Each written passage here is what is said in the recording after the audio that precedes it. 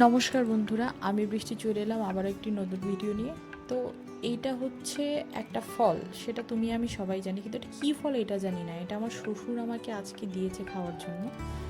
এই যে ফাটিয়ে দেখাচ্ছি ভেতরটা, একটু মুখে দিয়ে দেখলাম যে কমলা লেবুর খোসার মতো, কিন্তু ভীষণ মিষ্টি। নাম জানলে আমাকে প্লিজ জানিও।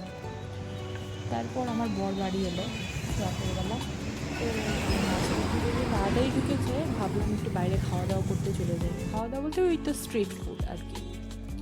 আমরা এরকম সময় পেলে রোববার ছাড়া মাঝে মাঝে স্ট্রিট ফুড খাওয়ার জন্য বেরিয়ে পড়ি।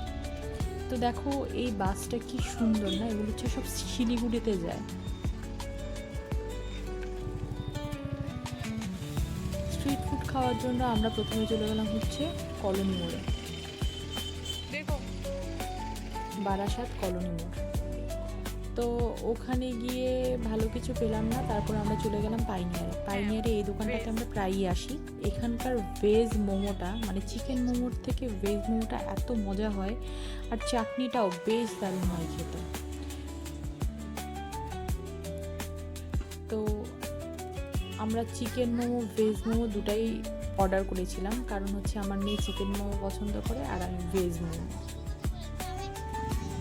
দাম বেশি না, চিকেন মোমোর দাম হচ্ছে 50 টাকা, আর ভেজ মোমোর দাম না, চিকেন মোমোর দাম হচ্ছে 55 টাকা, আর ভেজ মোমোর দাম হচ্ছে 35 টাকা। তারপর আমরা একটা নতুন দোকানে চলে গেলাম, দোকানের নামটা ঠিক খেয়াল করতে পারছি না।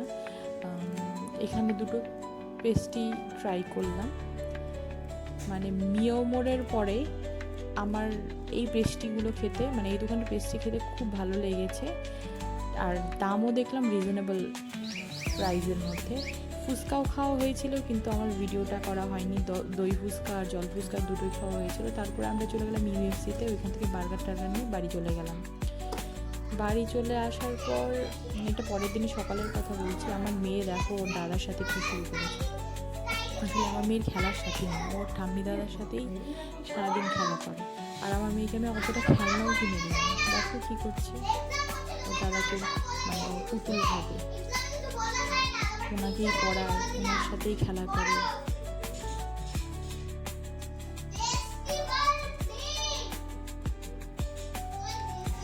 আর এত পাকা পাকা কথা বলে আমার মেয়ে।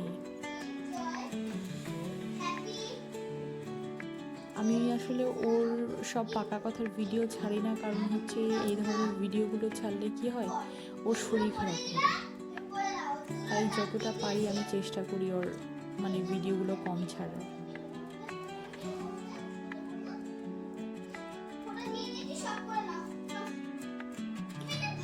আমার ভিডিওগুলো যদি তোমাদের ভালো লেগে থাকে, তাহলে অবশ্যই লাইক, কমেন্ট এবং সাবস্ক্রাইব করে আমার পাশে থাকবে।